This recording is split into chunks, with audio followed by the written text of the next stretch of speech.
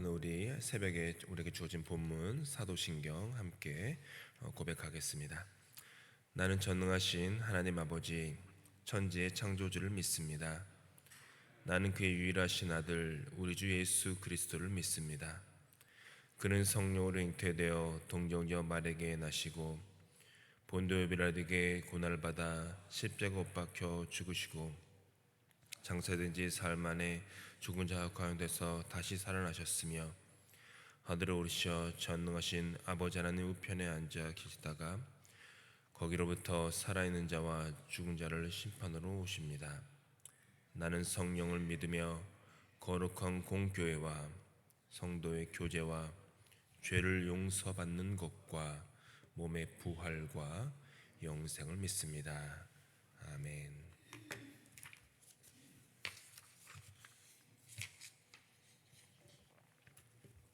이 새벽에 우리 계속해서 사도신경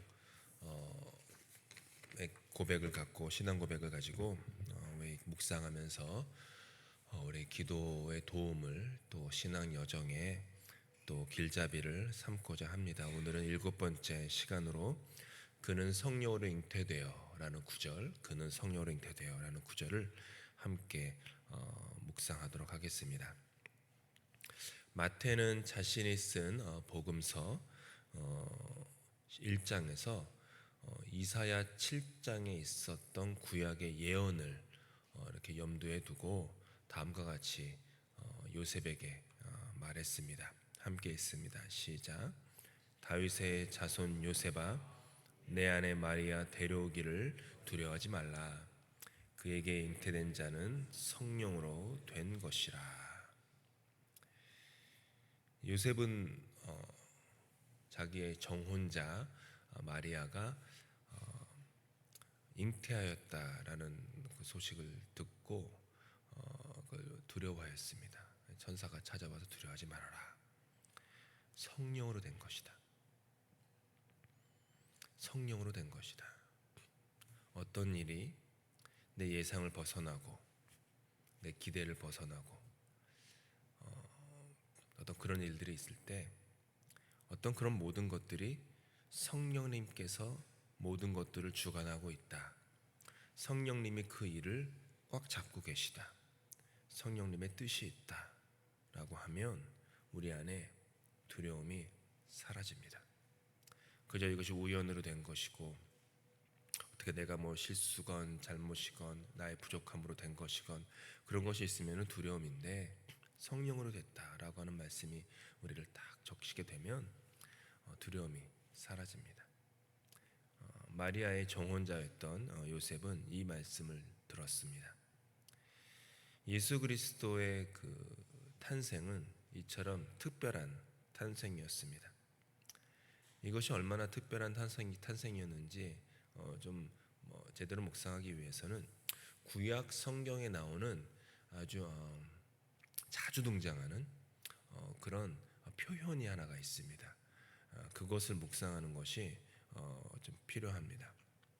구약 성경에 자주 나오는 표현이 뭐냐면 잉태치 못하는 여인. 이 표현이 아주 반복돼 가지고 등장합니다.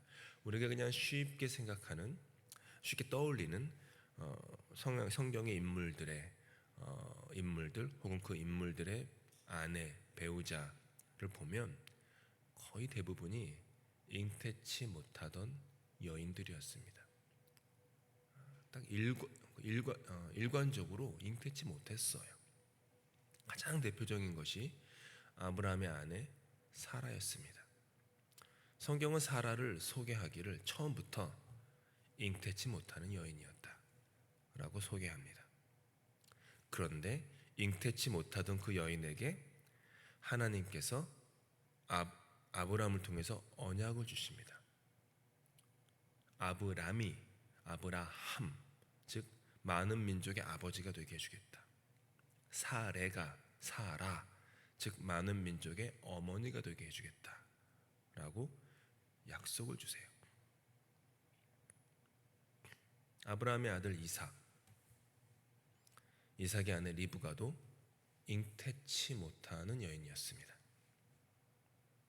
여호와께 간구했을 때 주님께서 그 간구를 들어주셨습니다. 이삭의 아들 야곱, 그 야곱의 아내 라헬도 잉태치 못하는 여인이었습니다. 그런데 하나님이 그녀를 생각하여 주셨습니다. 그래서 요셉을 낳았고 요셉은 이스라엘의 구원자가 되었습니다. 삼손, 사무엘, 세례 요한, 그들의 어머니들은 전부가 다 잉태치 못하던 여인들이었습니다. 잉태치 못하는 삶의 현실 때문에 가슴에 응어리가 진, 한국적 표현으로 하면은 어떻게 한이 맺히는 것 같은 그런 아픈 삶을, 고난과 절망의 삶을 살던 사람들이었습니다. 농경사회였던 고대 이스라엘에게 있어서 이 비옥한 생산력이라고 하는 것은 하나님으로부터 받은 선물임과 동시에 생존의 필수적인 요소였습니다. 대자연이 시절을 따라 풍성함을 맺도록 하는 것은 하나님이었습니다.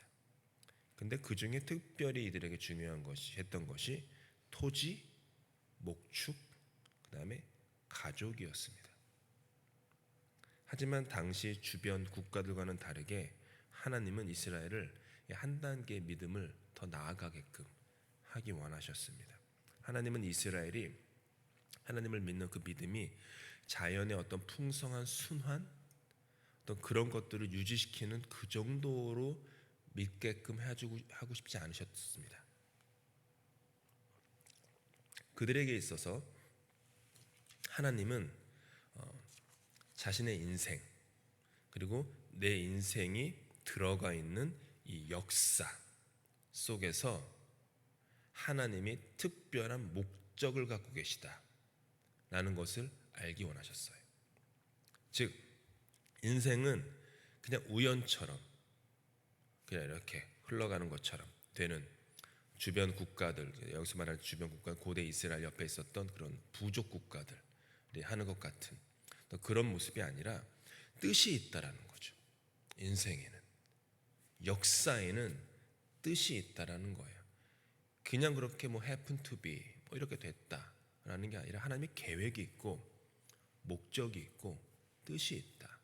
하나님은 그걸 이스라엘 백성들의 신앙에 심어주기 원하셨습니다. 그 하나님께서 우리가 살아가는 일상, 그리고 우리의 일상을 둘러싼 자연세계, 그것과 함께 하셔서 특별한 목적을 이루신다라는 것을 그들을 통해서 그들이 믿게끔 하기 원하셨던 것이죠. 그래서 이삭, 야곱, 요셉, 삼손, 사무엘, 세례 요한 등 잉태치 못하던 여인들로부터 난 자녀들이 그저 선물로 주어진 것뿐만이 아니라 하나님의 특별하고도 구체적이고도 실제적인 의도와 뜻과 목적과 계획이 있어서 그들이 잉태되었다라는 것을 그들은 받아들였습니다. 그래서 성경은 그런 이야기를 쭉 써내려가는 거예요. 뭐 그냥 성경이 잉태치 못해가지고 괴로워하던 한 여인이 있었는데 그 여인이 기도 열심히 해가지고 잉태해가지고 애를 낳아가지고 행복한 가정을 꾸리며 살았다. 그 얘기하려고 성경이 쓰여진 것이 결코 아닙니다. 보아라, 여기 한 여인이 있다. 그녀의 남편은 믿음의 사람이고 그녀도 믿음의 사람인데 그들은 참 선하고 의롭고 하나님을 경외하는 사람인데 잉태치 못하는 여인이었다. 그 집안에 열매가 없는, 그 집안이 열매가 없었다. 하늘의 열매가 없는 인생이었다. 그런데 하나님이 그들의 닫힌 태를 여셔서 생명을 주셨다. 그 생명의 열매가 누구다? 근데 보아라, 그 누구가 이런 일을, 역사의 그 한 지점에서 이런 구속의 역사를, 구원의 역사를 이루어낸 그런 사람으로 쓰여졌다. 하나님의 목적이 있다. 하나님의 계획이 있다. 이런 걸 말씀하셨던 거죠. 그래서 잉태치 못하던 여인이 잉태하게 되었다라는 이 주제는요, 여기서부터 매우 중요한 어떤 신학적 의미를 가지게 됩니다. 이게 뭐냐면 저와 여러분의 인생은 단순히 이 자연의 그 서클, 순환 고리에 의해서 움직이지는 않는다라는 거예요. 우리의 인생에는 하나님의 뜻이 있습니다. 하나님의 계획이 있습니다. 목적이 있습니다. 어떤 특정한 사건, 특별히 잉태치 못하는 우리의 삶의 현실을 하나님은 사용하신다라는 것이죠. 마리아의 잉태는 그래서 특별한 것이었습니다. 누가는 이렇게 말합니다. 함께 있습니다. 시작. 보라 내가 잉태하여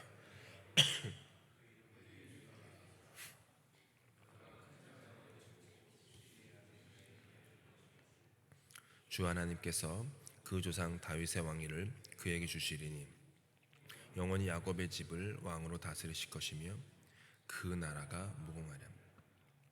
누가가 지금 말하고자 하는 것은 이거예요. 예수 그리스도의 잉태가, 그리고 잉태로 말미암은 탄생이 이스라엘 민족이 오랫동안 기다리던 소망의 정점이다 라고 하는 거예요. 아까 우리가 찬송 불렀던 것처럼 오랫동안 인고의 세월을 지내면서 미당 서정주 선생께서 한 송이 국화꽃을 피우기 위해 봄부터 소쩍새는 그렇게 울었나 보다. 그 한 송이 국화가 피워지는 데에도 이름 모를 소쩍새의 봄부터 울었던 그 아픔, 찢김, 슬픔, 고통과 애씀이 있었는데 누가는 뭐 미당 서정주 선생은 당연히 몰랐겠지만 같은 개념이에요. 오랜 소망의 기다림의 정점, 하이라이트, 그것이 바로 예수의 잉태다. 또한 마리아가 예수님을 잉태한 것이 하나님의 간섭으로 인해서 잉태치 못하던 여인이 잉태하게 된 그 구약에서부터 흐르던 그 신학의 주제가 정점에 다다랐다.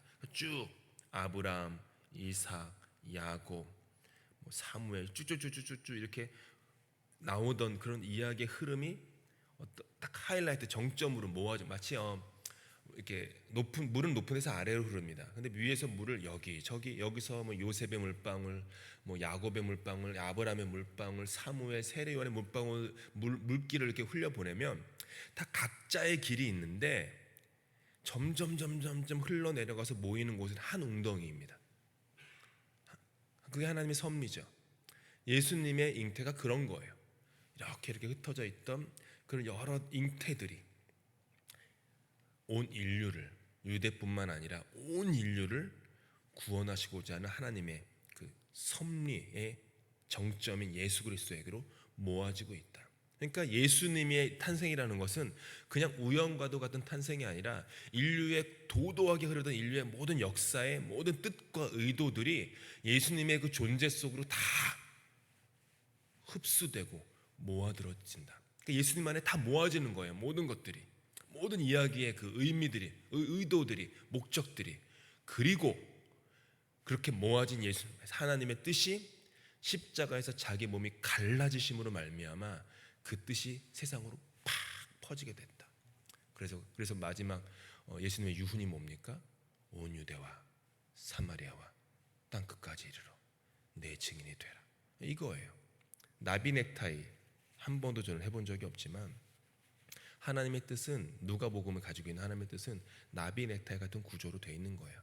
이렇게 쭉 펼쳐져 있는 하나님의 그 창조부터 있었던 것이 점점 모아지는 거예요. 이렇게 모아지다가 딱 닿았는데 거기가 예수 그리스도, 그리고 그분의 탄생과 삶과 죽음과 부활과 승천을 통해서 다시 이게 쭉 퍼져나가는 이 구조, 이 나비 넥타이의 구조, 제가 만들어낸 거예요. 어디 책에서도 보지 못하실 거예요. 그렇게 나아가는 것이 하나님의 뜻, 의도입니다. 잉태치 못하던 여인들의 태를 열어 이스라엘이 고난 가운데 있을 때 구원의 손길을 보내주셨던 것처럼 이제 하나님이 마리아의 태를 성령으로 여셔서 온 인류를 위한 구원의 역사를 펼치고 계시다. 누가가 누굽니까? 성경에는 유일한 유대인이 아닌 이방인 그 저자예요. 유일하게 누가복음만 유대인이 아닌 사람이 썼어요. 그러면 누가는 자기가 유대인이 아니잖아요. 그러면 하나님과 자기가 유대인의 신학에 따르면은 상관이 없는 존재인데 상관이 있는 존재가 됐잖아요. 왜요? 예수 그리스도. 그래서 누가에게는 마리아의 잉태가 너무 소중했던 거예요. 그래서 특별히 누가복음에 예수님의 그 잉태 이야기 다른 성경보다 자세히 나와 있는 이유가 바로 그것이죠. 잉태는 인간에게 있어서 가장 실제적이고 근본적인 것입니다. 잉태는 생명에 대한 것입니다. 따라서 우리가 예수님이 성령으로 잉태되었다라는 고백을 할 때 우리는 부지부식간에 성령님이 우리의 삶 속에서 실제적인 역사, 근본적인 역사를 하고 계십니다라는 고백을 하는 거예요. 우리가 매주일마다 성령으로 잉태되었사오니라고 이렇게 고백을 할 때 하나님이 우리 삶에 역사하고 있습니다. 성령으로 그 고백을 하는 거예요. 잉태는 그런 것이기 때문이죠.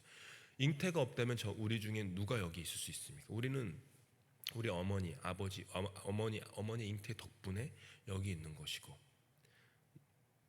여기는 어머니들의 잉태 덕분에 여러분의 자녀가 존재하는 것입니다. 그만큼 성령이 우리들 삶 속에 역사하고 있다. 성령님이 하시는 역사가 무엇입니까? 생명이라는 거예요. 생명. 목숨은 지니고 있지만 영혼의 생명이 없는 죽은 껍데기처럼 송장처럼 살아가던 인생에게 성령님은 하늘의 생명을 우리 안에 잉태하게 하신다라는 거예요. 살고 있다고 다 같이 사는 것이 아닙니다. 성경에 전에도 말씀드렸죠.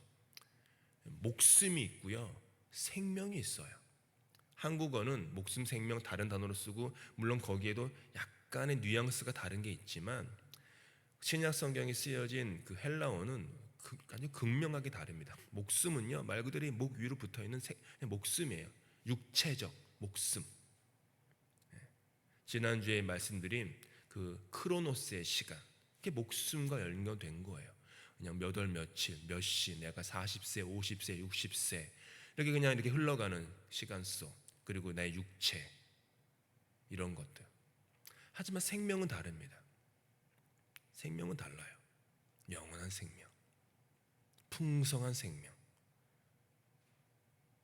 사마리아 우물가의 여인이 예수님을 만났을 때 그 여인은 목숨이 있었던 사람이었습니다. 하지만 생명은 없었습니다. 남편이 5이나 있었고, 그런데 지금 있는 남편은 남편이 아닌 살아있으나 죽은 송장처럼 살아가는 그 여인에게 찾아오셔서 예수님이 하신 것은 하나, 네 배에서 영원토록 마르지 않은 생수가 솟구쳐 오르리라. 생명을 주신 거예요. 의미, 의도, 목적, 뜻을 그 인생에 주신 것이죠. 잉태는 이런 것입니다. 잉태는 어머니들만 하는 것이 아닙니다. 그리스도인은 모두가 다 생명을 잉태하라는 부르심을 받았습니다. 우리에게도 성령님께서 이루시는 생명의 잉태가 필요합니다. 나 스스로에 대해서 성령님의 시선으로 나를 받아들이고 용서하고 사랑하는, 그렇게 내 뱃속에서 꿈틀거리는 그런 하늘의 생명이 필요합니다.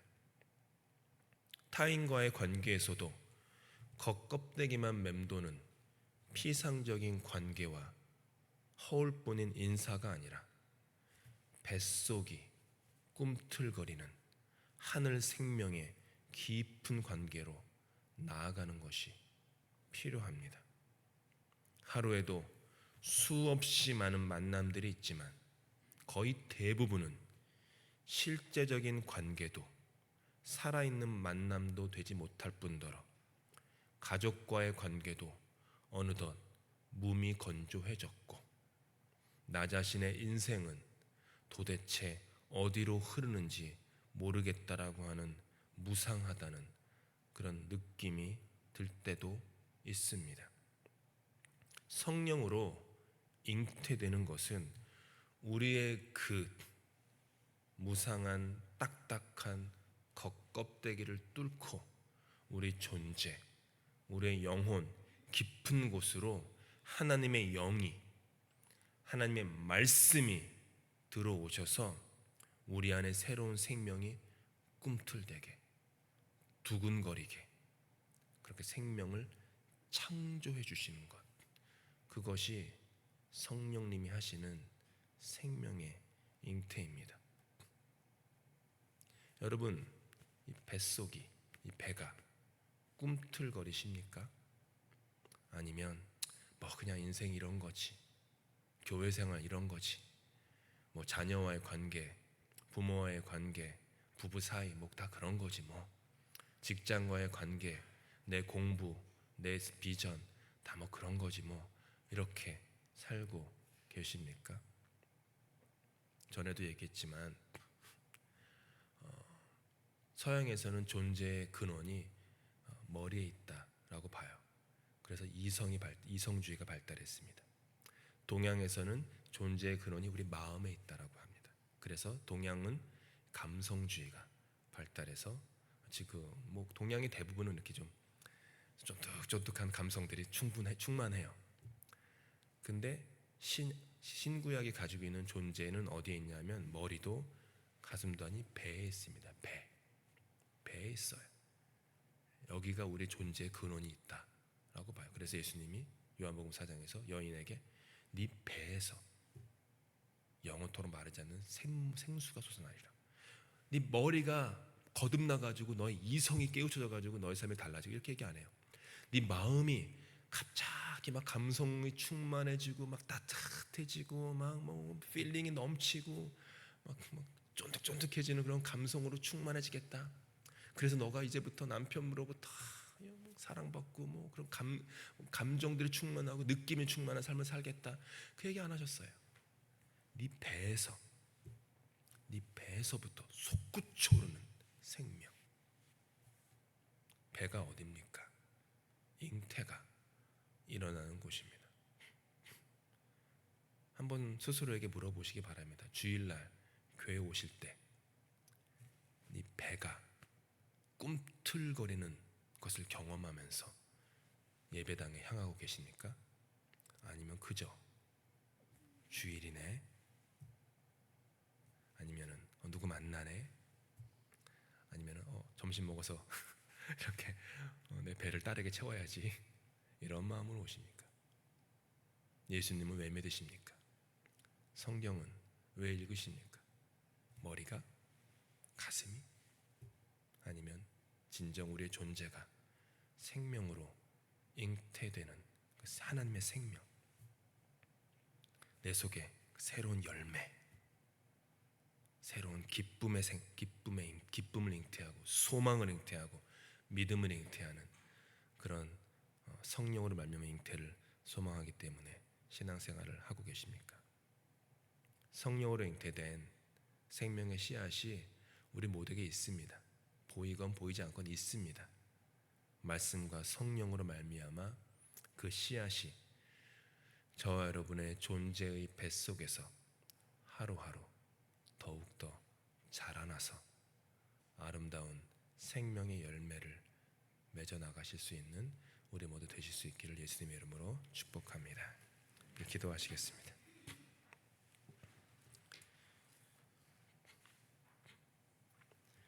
성령으로 잉태되신 예수 그리스도를 믿습니다. 그처럼 우리 삶에도 성령님의 새로운 창조의 생명이 잉태되게 하여 주시옵소서. 하늘의 씨앗을 우리 존재의 뱃속에 심어 주셨사오니 예배를 통하여, 말씀을 통하여, 기도를 통하여, 신앙생활을 통하여, 성도의 교제를 통하여, 찬양을 통하여 주님 그 씨앗에 물을 주고 거름을 주고 그 씨앗이 정말로 무럭무럭 자라 우리 존재에, 우리 영혼에 아름다운 열매를 맺는 그런 삶을 살 수 있도록 주님 우리와 함께하여 주시옵소서. 우리 주님께서 가르치는 기도로 예배 마칩니다. 하늘에 계신 우리 아버지, 아버지의 이름을 거룩하게 하시며 아버지의 나라가 오게 하시며 아버지의 뜻이 땅에서도 이루어지게 하소서. 오늘 우리에게 일용할 양식을 주시고 우리가 우리에게 잘못한 사람을 용서하여 준 것 같이 우리 죄를 용서하여 주시고 우리를 시험에 빠지지 않게 하시고 악에서 구하소서. 나라와 권능과 영광이 영원히 아버지의 것입니다. 아멘.